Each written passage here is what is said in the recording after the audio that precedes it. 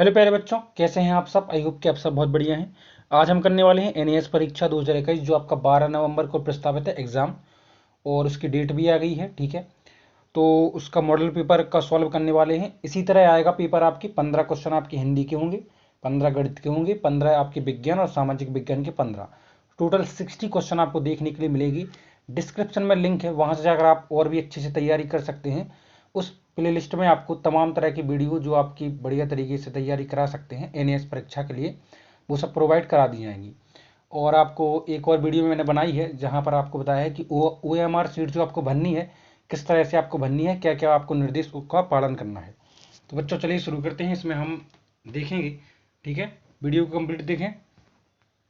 सबसे पहला क्वेश्चन है हिंदी का, भूखे प्यासे शब्द में समास है। समास आप जानते हैं, ठीक है, संधि और समास।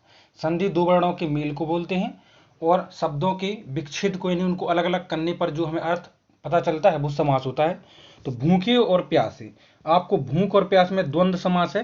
ठीक है, यहाँ पर अपोजिट है भूख और प्यास, तो द्वंद्व समास होगा। नीले नभ की सीमा पानी, तो नीले नभ होगा इधर। नीले नभ की सीमा पानी में कौन सा कारक है, तो नीले नभ की सीमा, तो का की के संबंध बता रहा है नीले नभ की सीमा से, तो संबंध कारक हो गया इधर इधर। ठीक है, अगला दूसरा है पिघला हुआ दिल किसको बताया गया है, तो बच्चों पिघला हुआ दिल बताया गया है हिमालय को। ठीक है, विद्यालय विच्छेद का संधि है, तो बच्चों विद्या प्लस आलय यानी विद्या का घर तो कहा जाता है विद्यालय को। सम्राट महिला का दर्ज किसे दिया गया है, तो बच्चों सम्राट महिलाओं का दर्ज दिया गया है नदियों को। ठीक है, और अब चलते हैं हम आगे। छठवां क्वेश्चन आपका क्या है, पर्वतराज हिमालय की दो बेटियां किसे कहा गया है, तो बच्चों पर्वतराज हिमालय की दो बेटियों को सिंधु और ब्रह्मपुत्र जो नदियां हैं वो पर्वतराज हिमालय की दो बेटियां हैं। त्रिदेव किसे कहा गया है, त्रिदेव, तो त्रिदेव में यहां पर आ जाएगा उपयुक्त सभी, ब्रह्मा विष्णु महेश जो तीनों देवता कहलाते हैं, उपयुक्त सभी। कारक कितने प्रकार के होते हैं, तो बच्चों कारक जो हैं आपके होते हैं 7 प्रकार के। क्वेश्चन नंबर 8 में का ऑप्शन नंबर आ सही हो जाएगा। ठीक है, कर्ता कारक, कर्म कारक, संप्रदान, अपादान। मावजी की मुख्य गाड़ी स्थित है, तो ये जो है आपके प्रश्न अभ्यास प्रश्न बैंक का ही क्वेश्चन है। तो मावजी की मुख्य गाड़ी जो है, इसका सही आंसर हो जाएगा ऑप्शन नंबर आ बेड़ेश्वर। कौन सा शब्द बहुवचन है, तो बच्चों बहुवचन, एक वचन और बहुवचन जिस संज्ञा या सर्वनाम से हमें कई चीजों का बोध होता है बहुत सारी, तो गायें जो है इसमें बहुवचन है। हरिमंदर शब्द में समास है, जब भी कारक चिन्ह का उपयोग होता है का, की, के, लिए, ने, पे, सर, इस तरह से, तो वहां पर तत्पुरुष समास होता है। तो हरिमंदिर मतलब हरि का मंदिर यानी विष्णु जी का मंदिर, तो तत्पुरुष समास यहां पर सही हो जाएगा ऑप्शन नंबर बा। क्वेश्चन नंबर 12 है बदलू चूड़ियां बनाता था किसकी, तो बच्चों बदलू जो है लाख की चूड़ियां बनाता था। ठीक है, चूड़ी बनाने वाले को क्या बोलते हैं, तो चूड़ी बनाने वाले को बोलते हैं मणिहार। ठीक है, वस्तु विनिमय से क्या आशा है, तो वस्तु विनिमय होता है वस्तुओं का आदान प्रदान, यानी जब पैसे नहीं चलते थे तो वस्तु विनिमय पद्धति चलती थी, एक चीज लो दूसरी चीज दो। ऑप्शन नंबर सा, एक वस्तु के बदले दूसरी वस्तु, यही जो है सही आंसर हो जाएगा। संसार शब्द का पर्यायवाची है, तो संसार मतलब होता है जग, संसार जग। ठीक है, सृष्टि। इस तरह से आपका जो है 15 क्वेश्चन आपके जो हिंदी के होते हैं वो होते हैं कंप्लीट। अब आ जाते हैं आपके मैथ की 15 क्वेश्चन, उनको सॉल्व करेंगे। पहला क्वेश्चन है मैथ का 16वां क्वेश्चन, परिमेय संख्या 3/4 और 1/4 का मान क्या है, तो बच्चों परिमेय संख्या में क्या होता है, यदि हर नीचे का समान है तो कोई दिक्कत नहीं है, ऊपर ऊपर का आप सॉल्व कर देंगे। 3 है और 1 है, तो 3 में से 1 घटाया तो बचेगा 2, 2/4, यही जो है ऑप्शन नंबर बा बिल्कुल सही हो जाएगा। ठीक है, संख्या रेखा पर -2 और 0 के ठीक मध्य में क्या होगा, देखो बच्चों संख्या रेखा में बना के बताता हूं, इधर 0 है। ठीक है, इधर -1 आ जाएगा, इधर -2 आ जाएगा आपका। ठीक है, तो देखो 0 और -2 के बीच में -1 आ रहा ना, ऑप्शन नंबर सा बिल्कुल सही हो जाएगा। आई होप कि आपको समझ में आ गया होगा। अगला क्या है 18वें का आपको आंसर दिया गया है, क्वेश्चन दिया गया है, मैंने बताया है यदि परिमेय संख्याएं हैं और नीचे का हर समान है, ऊपर का हम तुरंत जोड़ देंगे, ना एलसीएम लेने की जरूरत है ना क्रॉस मल्टीप्लाई की। ठीक है, यदि अगर हर समान ना हो तब हमें एलसीएम या क्रॉस मल्टीप्लाइशन को सॉल्व करना पड़ता है। अभी आप तो कर देंगे सॉल्व। क्या ऊपर है 5x/2, प्लस में है x, एक एक्स है तो x/2। ठीक है, कोई बात नहीं है, 5x और 1x जो हो गया तो होगा 6x, 6x बटे नीचे क्या है 2, 2 से कट जाएगा 6, 3 बार में 2 3 6, 3x जो है आपका सही आंसर हो जाएगा ऑप्शन नंबर ए। अगला है नीचे दिए गए में x का मान क्या होगा, तो बच्चों आपको पता होना चाहिए कोई भी त्रिभुज हो त्रिभुज के तीनों कोणों का मान होता है आपका कितना, आपका होता है 180। तो बच्चों इधर एक त्रिभुज बन रहा है, देख सकते हैं आप, ठीक है। तो ये 60 है आपका, ये 70 है, ठीक है। वीडियो की क्वालिटी इंक्रीज कर ले जिससे आपको क्लियर दिखे, अगर आप दिख नहीं रहा है तो 60 और 70 हो जाएंगे 130, ठीक है। बाकी बचेगा ए वाला जो एंगल, ए वाला जो एंगल दिख रहा है आपको, ए वाला बचेगा आपका 50। तो टोटल हो गया हमारे पास कितने, 180। अब सीधी रेखा पर बना कोण हमेशा 180 का होता है। अगर मान लीजिए आपका जी तो निकल गया कितना, 50, तो अब ये वाला जो एंगल है वो होगा 130, तो हो गया ना 180, ठीक है। रेखिक युग्म कोण बोलते हैं, तो 130 जो है सही आंसर हो जाएगा।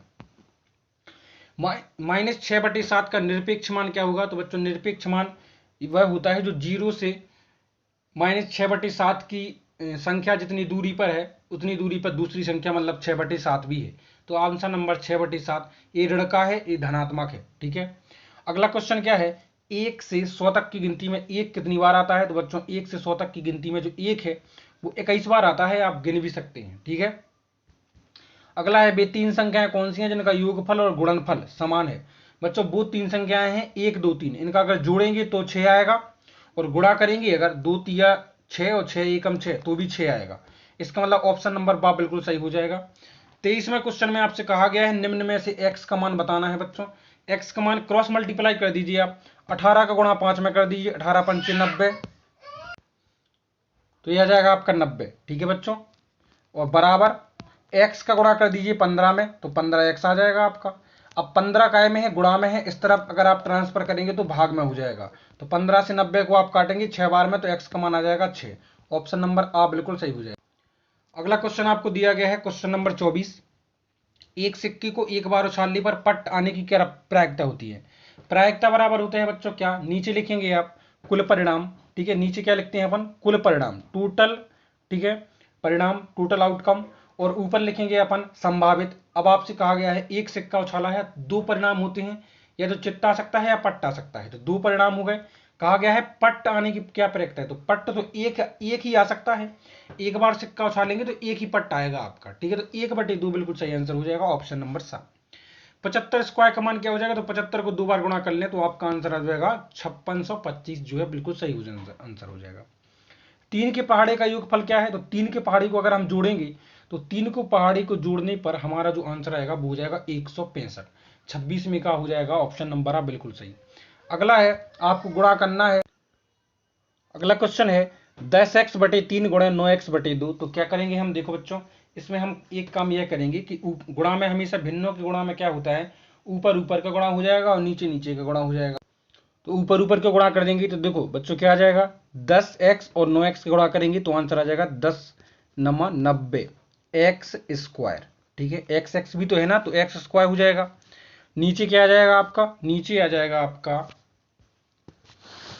3 दूनी 6, ठीक है। नीचे क्या आ जाएगा 3 दूनी 6, 3 और 2 है ना, 6 से 90 काटेंगे 15x² बचेगा, ऑप्शन नंबर आ बिल्कुल सही हो जाएगा। अगला है परिमेय संख्या 4/5 का युज्य प्रतिलोम क्या होगा। बच्चों युज्य प्रतिलोम 4/5 का हो जाएगा -4/5। ऐसी संख्या कि जिसको जोड़ने पर 4/5 में 0 आ जाए वही युज्य प्रतिलोम कहलाती है। 28 का सही आंसर हो जाएगा ऑप्शन नंबर 7। अगला है आपका सबसे छोटी प्राकृतिक संख्या कौन सी है। नेचुरल नंबर सबसे छोटा होता है 1। अगर आपसे कहा जाए पूर्ण संख्या सबसे छोटी कौन सी है, आप मुझे कमेंट बॉक्स में बताएंगे सर पूर्ण संख्या होल नंबर सबसे छोटी कौन सी है, वो मुझे आप नीचे बताएंगे कमेंट बॉक्स में, ठीक है। अभी आपसे कहा गया प्राकृतिक संख्या, तो मैंने बता दी 1। कहा गया है 3/4 को प्रतिशत में बदलें, तो कोई भी भिन्न को प्रतिशत में बदलने के लिए 100 से गुणा कर दें। यहाँ 3/4 है तो 3/4 गुणा 100 कर दें आप, ठीक है। तो 4 से काटेंगे तो 25 बार में, और 25 का ऊपर 3 से गुणा कर देंगे, 75 जो है बिल्कुल सही आंसर हो जाएगा, ऑप्शन नंबर आ। इस तरह आपके मैथ के 15 क्वेश्चन होते हैं कंप्लीट। अब चलते हैं विज्ञान पर। तो अगला क्वेश्चन है आपका, अच्छा सामाजिक विज्ञान के क्वेश्चन आ गए हैं, आप किसके, सामाजिक विज्ञान के। सामाजिक विज्ञान में पहला क्वेश्चन है आपको भारत के समुद्रीय तट क्षेत्र की यात्रा करनी है, तो निम्न राज्यों में से आप किस राज्य का चयन करेंगे। बच्चों आपको पता ही है गोवा जो है समुद्र के किनारे है, और कई टूरिस्ट या पर्यटक जो है घूमने के लिए जाते भी हैं गोवा, ठीक है। तो अगला क्या है, यदि पृथ्वी घूर्णन करना बंद कर दे तो निम्न में से कौन सी घटना नहीं होगी। यदि पृथ्वी जो है अपनी धुरी पर घूमना बंद कर दे, तो दिन रात नहीं बनेंगे, ये बिल्कुल क्लियर बात है, ठीक है। ऑप्शन नंबर आ बिल्कुल सही हो जाएगा, क्योंकि पृथ्वी की परिक्रमा करने की वजह से, घूर्णन करने की वजह से ही दिन रात होते हैं। अगला है काजरी की स्थापना की गई है, तो काजरी की जो स्थापना है 33वीं का सही आंसर हो जाएगा ऑप्शन नंबर आ, जोधपुर में की गई, ठीक है बच्चों। अगला है हमारे देश के राष्ट्रीय प्रतीकों में सही समूह कौन सा है, तो ऑप्शन नंबर आ जो है बिल्कुल सही हो जाएगा। तिरंगा, अशोक स्तंभ और मोर और जनगण मनगढ़, ये जो है आपके राष्ट्रीय प्रतीक हैं। बाकी इनमें से कोई भी मैच नहीं कर रहा है, ठीक है। राष्ट्रीय प्रतीक है, कोई मान लो कि कोई राष्ट्रीय चिन्ह है, कोई राष्ट्रगीत है, ठीक है, कोई राष्ट्र पक्षी है, तो ऑप्शन नंबर आ बिल्कुल सही हो जाएगा। अगला क्वेश्चन आपसे कहा गया है उत्तरी ध्रुव से दक्षिणी ध्रुव तक खींची जाने वाली रेखाएं कहलाती हैं। तो बच्चों देखो, जो आपकी ऐसी जो आड़ी रेखाएं होती हैं ना ग्लोब पर, वो अक्षांश रेखाएं होती हैं, और जो खड़ी जो उत्तरी ध्रुव से दक्षिणी ध्रुव की ओर होती हैं, है ना, खड़ी, वो होती हैं देशांतर रेखाएं। ऑप्शन नंबर बा बिल्कुल सही हो जाएगा, ठीक है। 36वां क्वेश्चन है निम्न रेखा को अंतरराष्ट्रीय तिथि रेखा के नाम से जाना जाता है। तो बच्चों ऑप्शन नंबर जो बा है आपका, उत्तरी देशांतर से दक्षिणी देशांतर 180, याद रखना डिग्री, 180 डिग्री उत्तरी देशांतर से 180 डिग्री दक्षिणी देशांतर को आपका अंतरराष्ट्रीय तिथि रेखा कहा जाता है। 37वां क्वेश्चन है हमारे देश की पहली अंतरिक्ष वेधशाला, हमारे देश की पहली अंतरिक्ष वेधशाला जो है एस्ट्रोसेट कहा गया है, जिसको प्रक्षेपित किया गया, मान लीजिए कि उसको लॉन्च किया गया, बनाया गया, तो 37वें का सही आंसर हो जाएगा ऑप्शन नंबर सा। तो इसमें थोड़ा कंफ्यूजन ये है कि इसमें ऑप्शन सही नहीं दिए गए हैं, लेकिन आप अगर आपसे ऑप्शन सही होगी तो ऑप्शन नंबर सा जो है बिल्कुल आप सही कर दें, याद रखना, ठीक है। पृथ्वी ऊर्जा के निष्कासन का प्राकृतिक ढंग है, पृथ्वी द्वारा ऊर्जा के निष्कासन, यानी पृथ्वी की जो एनर्जी है, वो जो बाहर निकालता है एनर्जी, उसका सही ढंग है ज्वालामुखी। ज्वालामुखी ही पृथ्वी से बाहर निकलता है, बाकी तूफान, बाढ़ और आग में किसी भी तरह की एनर्जी प्रोड्यूस नहीं होती है। माही नदी की माही बजाज सागर परियोजना, ठीक है, जो माही नदी पर बनाई गई है, किस जिले में है, तो वो है बच्चों बांसवाड़ा, राजस्थान के बांसवाड़ा में माही नदी की जो है परियोजना स्थित है। जनसंख्या दृष्टि से भारत का विश्व में कौन सा स्थान है, दूसरा। पहला कौन सा है, चीन का स्थान है जनसंख्या में सबसे पहले, दूसरा नंबर भारत का है। अगला है राष्ट्रीय भूकंप विज्ञान आपदा केंद्र अवस्थित है, तो बच्चों नई दिल्ली में जो इसका हेड ऑफिस है, ठीक है। ऑप्शन नंबर आ बिल्कुल सही हो जाएगा। अगला है राष्ट्रीय बाढ़ नियंत्रण कार्यक्रम कब प्रारंभ किया गया, 42 में का सही आंसर हो जाएगा आपका ऑप्शन नंबर 42 में का ऑप्शन नंबर सा, 1954 में बाढ़ नियंत्रण कार्यक्रम चालू किया गया। अत्यधिक शोर जिससे हमारी दिनचर्या बाधित हो जाए, सुनने में अप्रिय लगे, क्या कहलाता है, ध्वनि प्रदूषण होता है, ध्यान रखना, ज्यादा शोर। संविधान में संशोधन किस अनुच्छेद के तहत होता है, कोई भी अपना संविधान जो बन गया है उसमें किसी भी तरह का संशोधन करना है, नई चीजें ऐड करनी है, ठीक है। जिस प्रकार से अभी जो नया संशोधन हुआ है ना, तो 368 अनुच्छेद के तहत ही कोई भी संविधान में संशोधन किया जा सकता है, ठीक है। अगला है आपके गांव में नए सरपंच का चुनाव हुआ है, वे सरपंच कितने दिन तक काम करेंगे, कितने वर्ष तक, 5 साल के लिए। आपको पता होना चाहिए सरपंच प्रधान गांव के होते हैं, 5 साल के लिए ही उनका कार्यकाल किया जाता है। ऑप्शन नंबर आ बिल्कुल सही हो जाएगा। बच्चों इस तरह से आपके जो सामाजिक विज्ञान के क्वेश्चन होते हैं वो होते हैं ओवर। आई होप कि आपको समझ में आया होगी। वीडियो को लाइक और चैनल सब्सक्राइब भी जरूर कर दें, ठीक है। और आपका जो भाषा भारती और इंग्लिश रीडर की बुक है कक्षा 8 की, उसका सॉल्यूशन भी अपनी चैनल पर है। महेश सर्दियों में नहाने के लिए धूप में पानी गर्म करता है, तो क्या बचत कर रहा है, तो बच्चों बताओ आ और बा, ईंधन की भी बचत कर रहा है और विद्युत की। पानी गर्म करने के लिए आप किसी भी तरह से ईंधन, या अगर आप गैस पे गर्म करते या हीटर से गर्म करते, तो दोनों में ये तो विद्युत की बचत होती है और गैस से ईंधन की बचत होती है। इस तरह से आप आ और बा दोनों की बचत करते हैं। ये धूप से अगर आप पानी आप गर्म करें तो, ठीक है। हम जल बचा सकते हैं, किस तरह से जल बचाएंगे, हम टपकते नल की मरम्मत करके। अगर नल कोई खुला है, लीक कर रहा है, तो उसको हम मरम्मत करके जल बचा सकते हैं। सीताराम वायु प्रदूषण कम करने के बारे में सहयोग करना चाहता है, वह अपने स्कूल जाने के लिए निम्न में से कौन सा वाहन उपयोग करेगा, ई रिक्शा। जो ई रिक्शा है इको फ्रेंडली है, याद रखना, ठीक है। तो उससे क्या है, कोई भी तरह की गैस या धुआं नहीं निकलेगा।